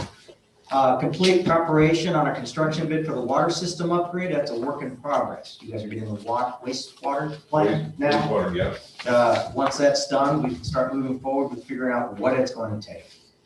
So again, we're making progress on that goal. Complete opportunities for new funding mechanisms such as grants or matching funds. I didn't put anything on that. I don't know if that was an action item first, all we do a flag. But I do know Melinda, even though she's chuckling, she is constantly looking for these funds. And I think since then we had that 15,000 that came in and we get it every 3 years or whatever. I think I was actually at the last city hall, we did that check presentation before we went into COVID lockdown. TBD, inventory of properties to determine cost for East Side Park. We haven't moved on that yet, but that is something that I want the community to know that we are still very interested in trying to get a park on the other side of 99E. And then coordinate with the MWCOG, the Marion Willamette COG on 3rd Street revitalization. I don't think we've made any progress or discussion on that, but we are seeing progress being moved because of private development on 3rd Street, and I hope that begins to be a catalyst to see additional improvements being made. The reason I'm bringing those up, though, is we still have good strategic goals in front of us. Now, Vicki asked me earlier this month whether we wanted to do, or I thought we should do another goal-setting session, and I mentioned back to her we had just done this and got the 3-page report back. I felt our goals were still fine for what we had established, but I wanted to bring it in to get discussion going here in case there is something you believe we're missing, or if we need to have another goal-setting session. I would say if we choose to do one, I think we should do it internally rather than bringing somebody in. Because I think we know now what needs to be done, and only receiving a 3-page document This was very for so long.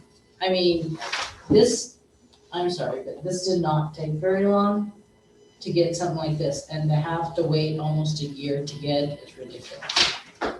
And we paid her for a certain amount of money, right? Haven't seen a bill yet. Hopefully it's not 3 pages long. Tyler, additional questions, comments you might have? Nothing positive. Robert? No, I'm right there with it. Nothing. Okay, James? I agree, you can do it internally. I agree. So I did not want to make that type of a unilateral decision, though. That's why I wanted to bring this in for our discussion as a council. But I did want to point out at least the positives on the page. On that, so Vicki, what you're hearing is, yeah, we won't do another goal setting at least through there, but I do agree maybe next year we should probably get together, sit down as a city, department heads and council again, and probably do an internal discussion to see where we are, keep ourselves alive. Well, and I think that we could, she sent this to you in a PDF or Word. I think I might have it in both. Okay, because it's something that we could utilize and change Maybe it. update. And update, and change it, yeah, and, Even if it's a PDF, I can make it. yeah. With that, other discussion. One other question on that point. Go ahead. Is there a time that would benefit the city staff that we hold such a goal-setting meeting before a certain time in the calendar year? So that way we're not, so we take advantage of the, Budget. the planning Well, we're getting down to the last minute on budget. for this year, yes. For this year. For 2021, I get that, but, I would say fall. so maybe this fall rather than waiting until next calendar year. So maybe bring us together for a goal setting or just a review of goals in front of us in the fall. Yeah. Do something like that. I just want to make it beneficial for everybody, not just the council. So, No, it allows us to have checkpoints too. you're awfully quiet, Vicki. I'd like to think about that a little bit more. Okay, cool. I know I heard Belinda say fall, but I want to kind of think about the whole chain of how everything lays out. Okay. Cool, that's why I asked. Fall or summer would be my choice, because when you look at winter season now, this quarter, you guys are in the middle of the budget. Would it have been more beneficial for us to do this 2 months ago, before the budget stuff. So it's a goal for assisting with budget. Well, and I think if we do it late summer, early fall, if we look at it in terms of, yes, it's goal setting for everything, but if we are also doing personnel reviews, right? And that ties in maybe with maybe some of the goals, if it's gonna be additional things on somebody's plate. Oh, that's And right. they are Vicky's able to asking to look put at the bigger picture for her. Yeah. That's fine. Why don't we table it? We'll discuss it more because we'll be running late if we don't. And I can understand that Vicky and Julie, who are wearing 2 hats or 1.5 hats as we speak, Two. probably Three, being four, reluctant five. to additional efforts being thrown on their plate. Yep. One other topic I do want to bring up is, we're gonna have a discussion kind of later on, but I want to mention is Rocky Sherwood has set up a community-driven events planning group. Not affiliated with the city, but he has set it up and he has local volunteers currently sitting on that. They had their first meeting on Thursday last week. Sunday. Was it Saturday? Saturday last week. Was it Sunday? It was Sunday. Was it Mike knows he attended. Yes. Well, I was gonna mention, Mike actually attended it, and I had the opportunity to stop by and at least bow in and see how things were going. Then I had to excuse myself primarily because of a disaster that happened at home. Not for topic here. Either way, I wanted to bring it to the council's attention that Rocky is doing this. They have some great ideas that when I was sitting there with Mike, did ask Rocky to please bring those ideas whenever it might involve city to here so we can make sure that either streets are closed or events are coordinated, et cetera. They did have a nice list of some interesting ideas for the next upcoming month. I did caution the group on overcommitting. I mentioned that the efforts that go into the Hop Festival, for example, is a lot of work. And that if anything, an event happening in July, it would be best to partner that committee with the Hop team to help make that successful. In August, instead of trying to do a separate event, I said, hey, coordinate with the police department on the National Lights Out activities. I said, we have a great opportunity if we have community coming together here to partner with city departments or other existing committees to help drive, because that's where we really need the help. They did have some additional efforts he thought that he wants to try to throw together, which I said, go for it. Just keep the city informed, let us know what's going on. And as Mike said, the best way to get cooperation with the city is just keep open communication channels going. So my point here is just to inform you guys that this is out there. Rocky's driving it and it's not affiliated with the city. It is just an event planning that they want to do for the city. So it's kind of weird. It's separate from the city, so it's not like the Farmers Commission, but we've asked them to please run plans and ideas by the city to at least make sure that we don't have conflicts, problems, concerns, issues, etc. Keeps the councils informed, keeps the city staff informed. Let me add a little bit to that, and then we can skip it on the, because later on in the agenda, also that keep everybody informed, keep the lines of communication open, also goes towards the Marion Carl Memorial, because he was planning a prayer meeting and a parade, and the board felt that they didn't even know it was happening, so they felt a little bit like people were stepping on their toes trying to muscle their way in. So as long as we keep the communication open, I think this will work out real well. And I also seconded that when we had that opportunity. Again, Rocky has a lot of heart. He wants to see events happen in the community. But we also mentioned we have a lot of little communities kind of all over the place. The Memorial one, for example, the Hop Festival, for example, that partnering with them will get a lot more done a lot quicker. And that we can't always have a potential of a successful holiday parade that was kind of pulled together at the last minute. Oftentimes it takes a lot more time, a lot more resource planning, et cetera. Especially if you're working with the police department, the fire department, et cetera. I do have a question on that. Go ahead. So since this isn't authorized by the city, it isn't run by the city, it's not affiliated with the city, that means that if there are any permits that need to be made or approved, they would have to go through the same permit process. You bet. And that would mean that they're also subject to denial if they don't meet the requirements of said permit. That would have to be the case with Okay, parade just wanna routes and make that everything. clear. Same thing the Hop Festival has to do. For parade routes, Uh-huh. they have to bring in, get the approval. Park usage, they have to come in, get the approval. Permits and permission. Yes. It needs to be brought up, but it needs to be permitted to do so before the permits can be issued. Okay, just want to make sure. Because I like the fact that there are people in the community that want to get involved, but I think they need to get involved in communities that we already have or partnerships that we already have and not try to stir the pot or create their own, that sort of thing. So just want to make that clear. Well, in this case, it's not a 501c that I understand or anything else. It's just a group of individuals that get together. It was actually great to also see when I showed up the new face. Even though we had a new individual that was engaged in the community. Not Rocky, but Joseph, I forget his last name. Yeah, I can't remember his last name either. Other council presentations or updates? I would just like to shout out to the police department. I think it's great that we're recognizing people, even though some little delayed. But I think it's important to not only keep morale within the department, but also to exemplify, what the department has accomplished or the individuals within.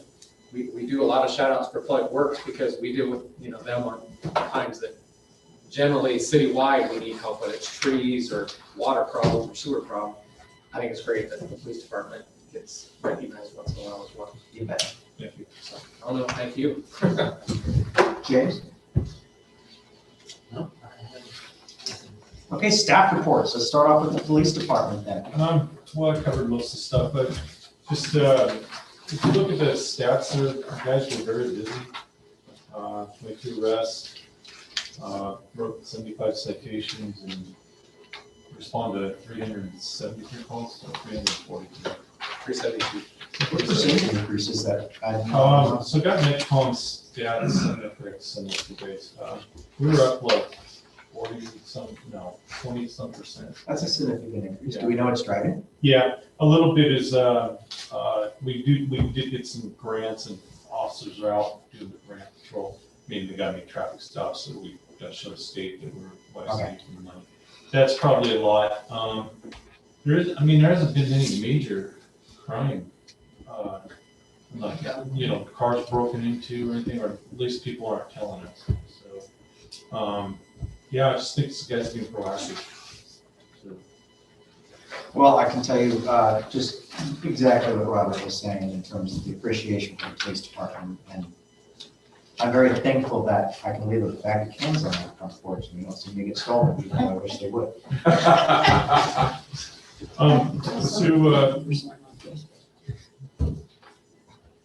Yeah, some sport team or school event problems looking for. Yes, they are. I was gonna say somebody was looking for some for a kidney transplant on Facebook. Oh, okay.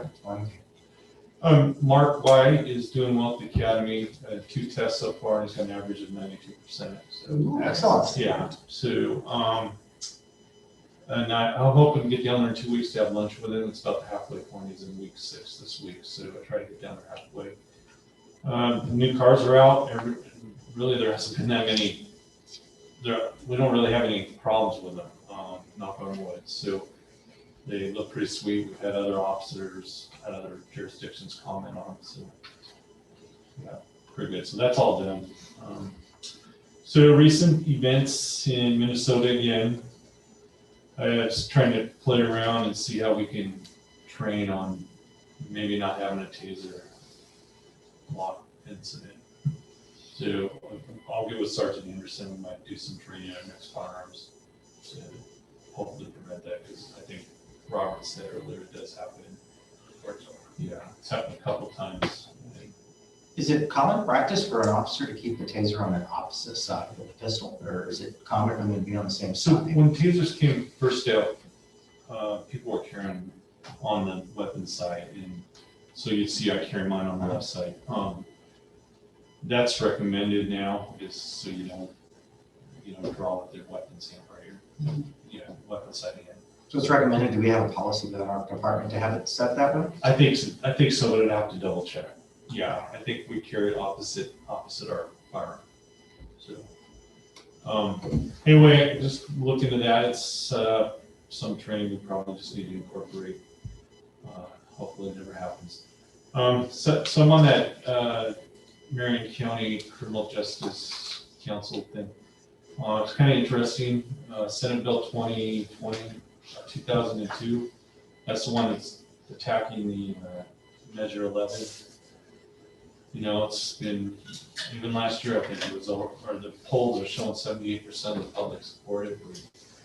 They're going after it. But what was in there is getting a traffic guy that if you have one headlight or tail light out, they're trying to get us, officers can't pull them over.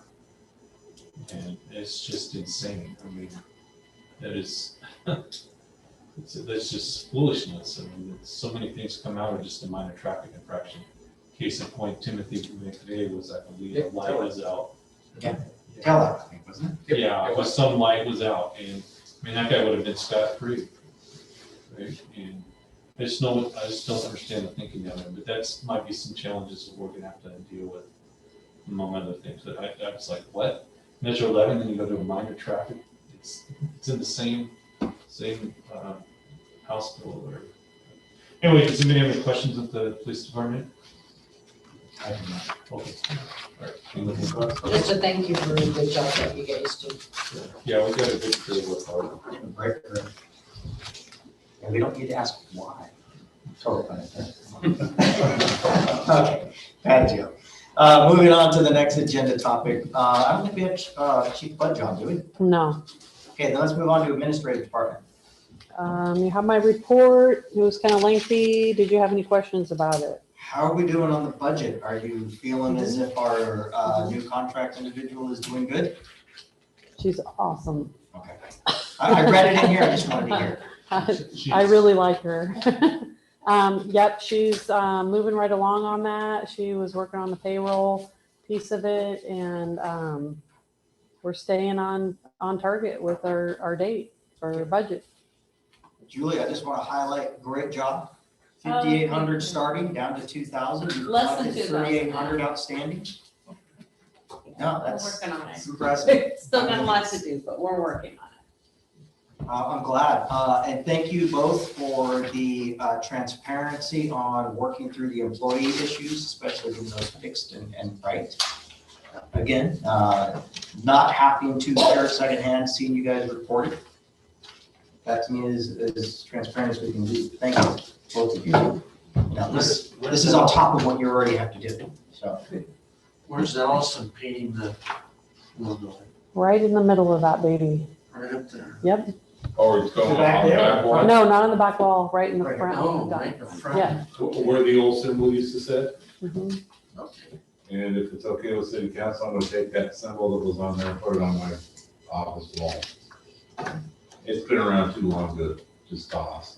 Do we have any plans for what used to be the map back there? Are we gonna rehang the map or get an updated map? I would like to, well, probably rehang the map, but I'd like to get an updated one. We still need to talk about that because that's an aerial, so we'll need to have a new aerial then. Unless they have some cool thing out in Google now. Probably so. Okay. Through Yandell County, actually, believe it or not. Oh, do they? Yeah, for the area. So, yeah, I'd like to have a new map for back there. I like the map. It was nice. Maybe a nice fall color. Just kidding. Any questions for the administrative department from council? No questions, but again, thank you, especially Julie and Vicki, for going through and fixing these problems that obviously have been around for far too long. Mhm. We just keep stumbling across them. Yeah, But you're knocking them down one at a time. Oh, we You're not are. just writing notes and letting it keep going. You're finding out what you need to do, solving the problem and correcting it, so you don't have to deal with it next month or next year. And We no just one else want- has to deal We with. just want to push a button. Yeah. Done. Done. Yeah. Finished. Go. Councilor Rogers, do you have any input? Appreciate everything you're doing. Michelle? I haven't jumped on it. All right. Moving on to the next one, monthly public works. Okay, you've got the report in front of you. Let's take that one first. Do you have any questions? what's needing to be done on the G Street Pacific? Oh, that's the ADA ramp, sorry. That's the 88 ramp. I noticed that was starting to get worked on. I think someone actually stopped me and asked me, what's going on there, right now? Well, that's done per the agreement we have with ODOT. But looking at it, I don't think it's gonna fly because there's too much of wings coming off that concrete pad. So we're gonna call for an inspection, but we expect on that one, they're gonna go, yeah, this isn't good. Because it's too much of a incline, short incline for somebody who's not sure. They added the G Street sidewalk improvement. So on this one, you said you're moving forward with it, getting the plan put in for what we have right away. So it might be just a sidewalk that goes up maybe 6 feet from the railroad ties. No, there's a 40-foot easement for the railroad, and if you look at what Matt Kennedy has done, where those railroad ties running down there, that's where it is. So I did a quick walk off with the wheel, and what we can do is an ADA ramp at G Street and about 70 foot of sidewalk until we run into their easement. We are still going to push forward with getting the approvals to finish it off, but at this point, they're telling us that we have to increase the length of that pad by 8 feet. And we've got them working on a cost estimate for it, but that may be 3 or 4 months down the road. But it's looking like it could be as much as $50,000.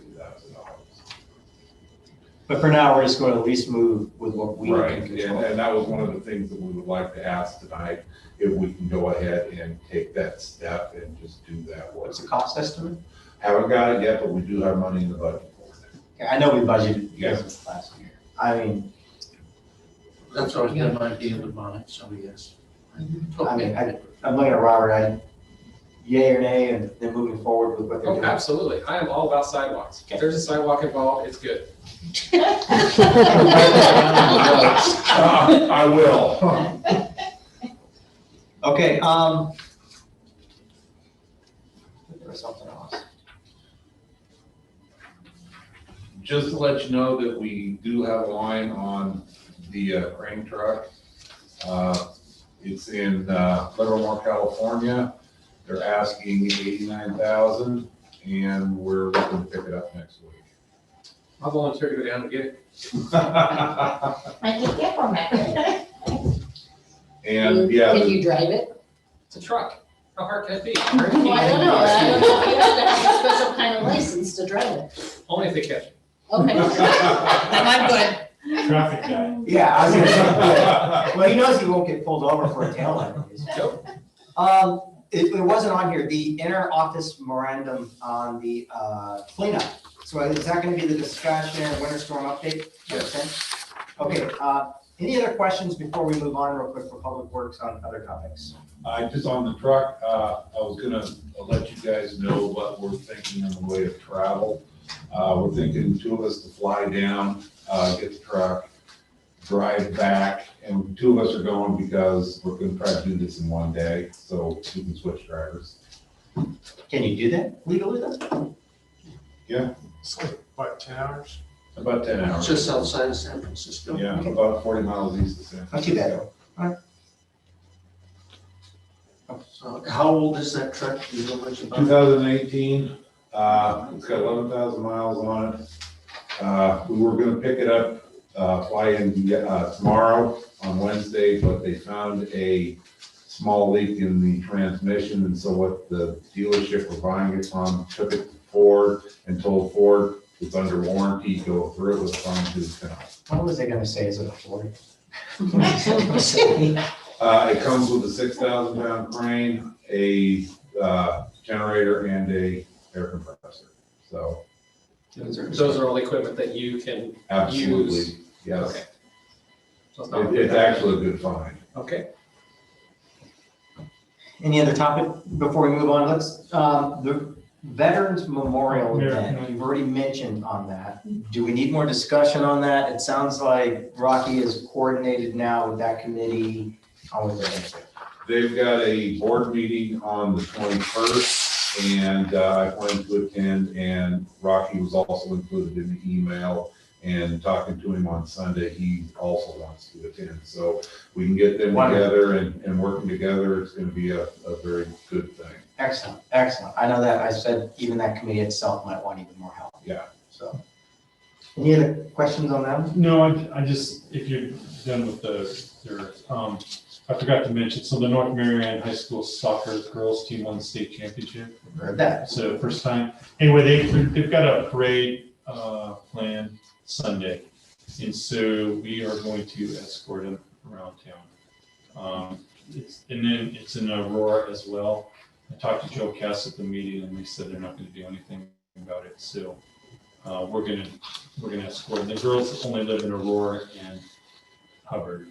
They don't live in Dawes. So, yeah, so I think it's gonna just be a short parade and let people praise them for what they did. So we're doing that Sunday. I think myself and Marcos are gonna come in. Glenn's gonna spearhead it and Steve Hall will be out on duty.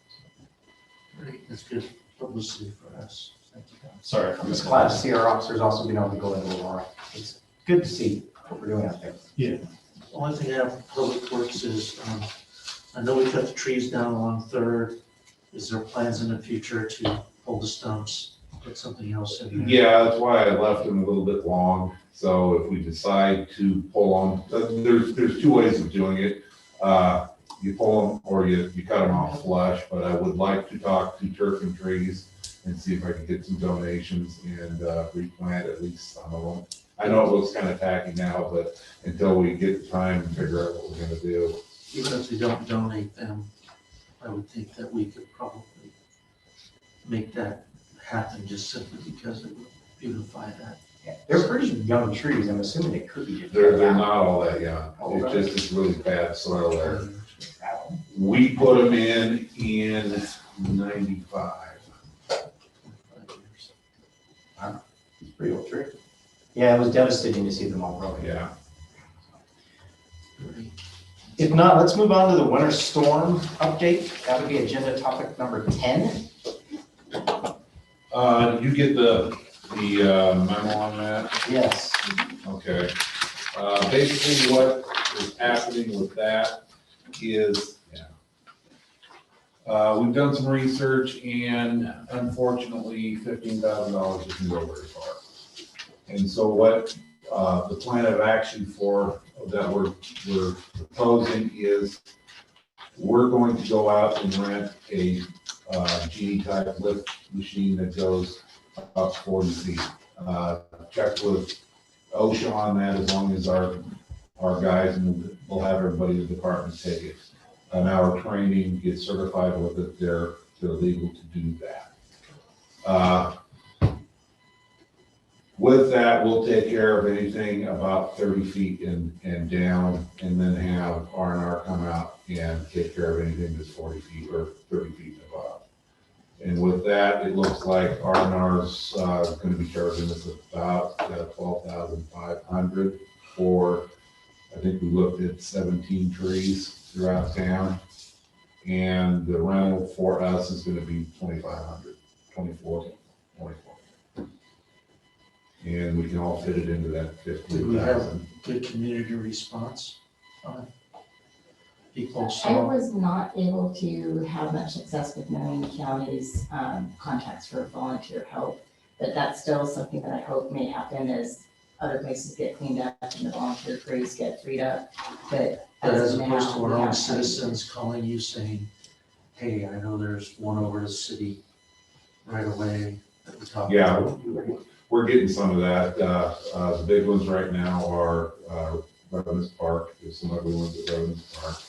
There's some ugly ones hanging over DN 99E out of those big fir trees. Still having complaints from the gentleman out on Baines. And I think I'm going to let R&R take care of those. That way we can say it's done professionally. And I did have him come out and look at it and he said, yes, prune them back, way back, they'll come back. You're not gonna have any problems with them in the future. And most of this is all on city property. We didn't have very many. There's 15 trees that we have concerns about that are in private property, but I don't believe on any of them we're gonna need to actually enter the private property, we can get to them from the streets. And then there are some that are a mess that we're not looking at because they're far enough back to where there's not gonna be a hazard to the general public. Well, I do know I paid out of pocket, and it was a lot of money just to get the widowmakers down. It was fun to watch someone who said their 35-foot truck was gonna be able to reach it, and they got to the top of the 35-foot truck, and they're like, Wishing it was 37 foot. yeah, either that, but I got those down at least along the one that you guys had marked out. The rest of my arborists come out on the 27th, 28th, 29th. So the rest along F Street at least will be taken care of, and the rest of the road out, so. It looks quite different. Do you need any, you already have approval from us on this from last meeting. But legal suggested that we bring the plan to you and then you vote on it again.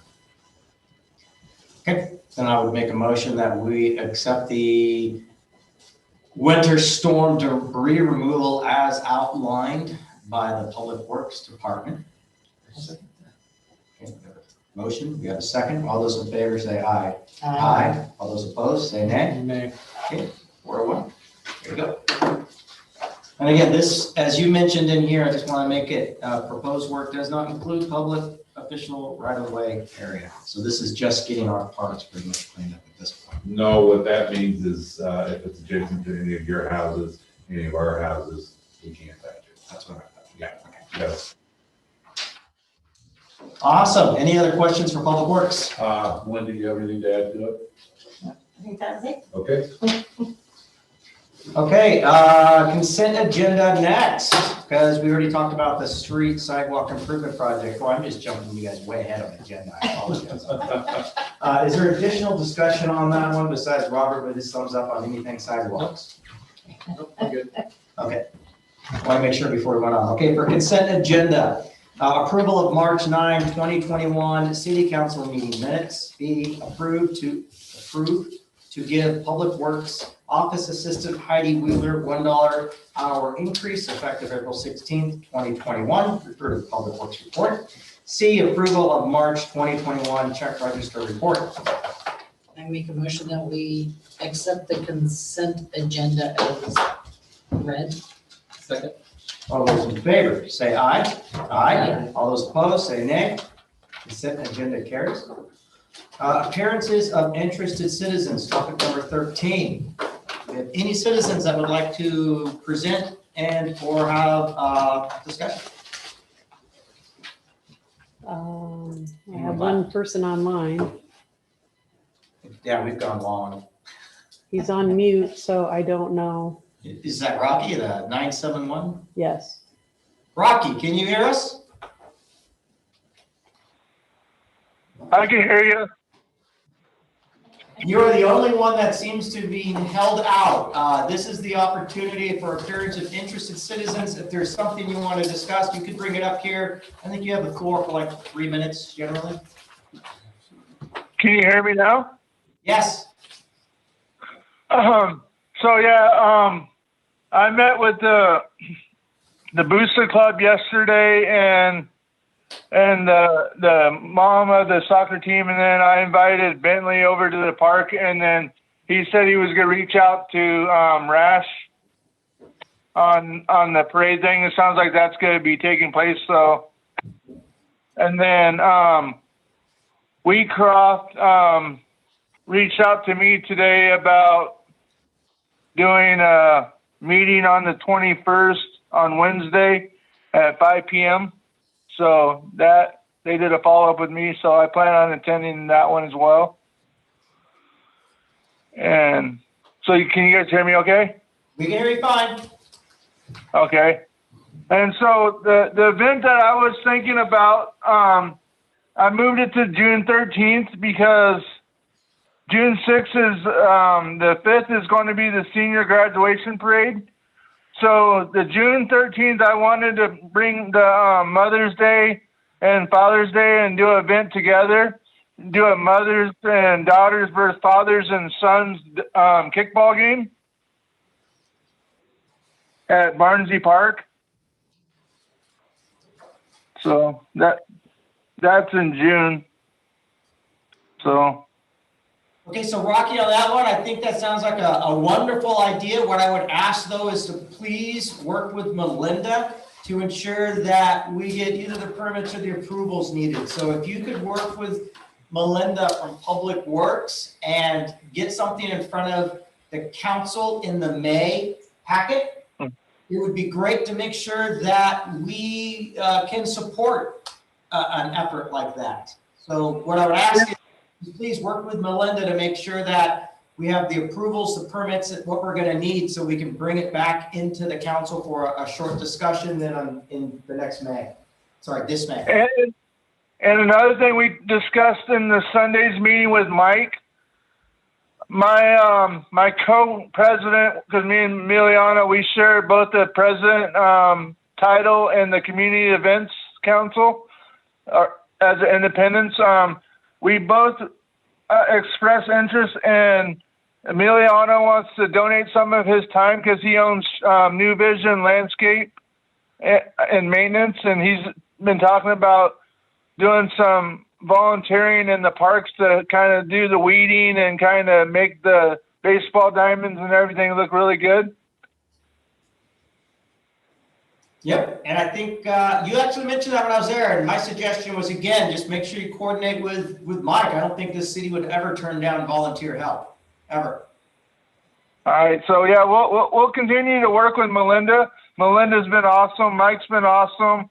It's just been like with the pandemic, it's been a real communication barrier because, like you said, we can't see each other, and so now that we kind of know the rules and what we got to do. And now that we have all the contact information, and now all the ducks are lining up. So yeah, you could definitely see a big change in that difference. And I think we can definitely, as a community, we can stand taller and accomplish some more as a community as we could as city alone. I can't agree with you more, Rocky. And while you're on the line, I would also like to extend my warm thank you for the efforts that you did cleaning up our city and those volunteers after that ice storm, the amount of hours that you put in to ensure that we could get those dumpsters cycled out and cleaned out. It would have been a mess without that. So thank you. I even almost had to have stitches. I cut myself with a chainsaw serving our seniors in the community because my blade kicked back and we were running our saws and we didn't even have enough time to stop and sharpen them because the demand was so fierce for the community reaching out. And we helped an elderly lady with the help of Officer Bentley. He put us in contact with her on Riviera Court, and we took care of her right away, the very next day. Yes, I recall that. Well, anyhow, Rocky, thank you very much. With that, is there anyone else online? Or was Rocky in? Chris, did you have anything that you wanted to add?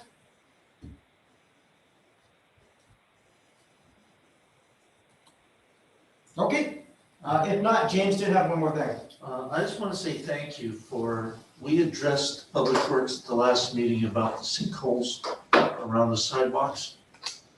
And I don't know if you guys were the ones that put the cattle prod to it, but that's what we asked you to do, and immediately they were fixed. Sidewalks look good, the detours around them was set up, everything that we had asked had come through, and it looks far better, and the sinkholes continually happening. So we appreciate that. Very welcome. All right. With that, agenda number 14, adjournment. Make a motion to adjourn. Second. All those in favor say aye. Aye. Okay, we are adjourned for May. Thank you. Tyler, are they gonna start building that? Next to the red house. Chief?